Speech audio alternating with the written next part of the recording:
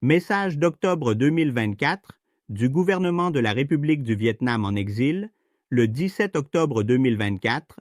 Chers compatriotes dans et hors du pays, le gouvernement de la République du Vietnam en exil se réjouit de la fête nationale de la République du Vietnam, le 26 octobre 2024, et, avec l'ensemble des militaires, des citoyens et des fonctionnaires, rend hommage aux héros et héroïnes, à sacrifier pour le développement du pays, à un moment de grande difficulté et de crise dans l'histoire contemporaine du pays.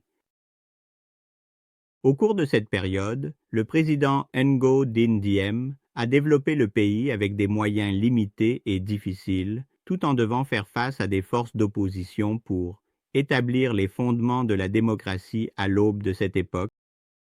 Joyeuse fête nationale! Cette année 2024, le gouvernement de la République du Vietnam en exil affirme sa position de détermination à restaurer la République du Vietnam sur la base de la première constitution de la République du Vietnam, signée par le président Ngo Dinh Diem le 26 octobre 2024.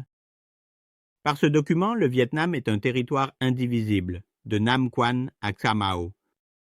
Pour des raisons de sécurité et de défense, le gouvernement de la République du Vietnam en exil s'oppose à l'augmentation des actes de sabotage du gouvernement chinois contre les pêcheurs vietnamiens alors qu'ils exercent leur activité de pêche dans les eaux relevant de la souveraineté du Vietnam ces derniers temps. Face à l'attaque mentionnée contre le Vietnam, le gouvernement de Hanoï n'a pas réagi de manière positive et appropriée pour protéger les pêcheurs vietnamiens dans leur vie quotidienne. La conception selon laquelle la jeunesse est l'avenir et constitue également le cœur de la nation. Ainsi, dans le domaine de l'éducation, le gouvernement de la République du Vietnam en exil exige un soutien fort et absolu du gouvernement de Hanoï envers les élèves en âge d'éducation obligatoire.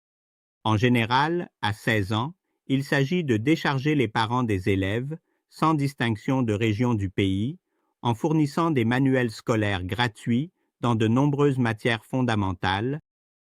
Le gouvernement de la République du Vietnam en exil exige sans relâche la libération de tous les prisonniers politiques, des prisonniers d'opinion et des prisonniers environnementaux. Il s'est exprimé en faveur de la liberté et des droits de l'homme pour les droits légitimes de ces citoyens vietnamiens patriotes qui aiment la paix mondiale et ont agi pour éveiller la conscience de l'humanité. La réalité montre que les gouvernements du monde libre n'ont pas hésité à sacrifier le droit à l'autodétermination du peuple vietnamien. Pour le bien de leur pays, le gouvernement de la République du Vietnam en exil attend des solutions adaptées dans ce domaine pour le peuple vietnamien, y compris le fait de ne pas donner l'occasion au gouvernement communiste vietnamien de réprimer des citoyens innocents. Salutations à l'ensemble de la nation. Au nom du gouvernement de la République du Vietnam en exil, le Premier ministre et ministre de l'Éducation, Vu Duy Toa,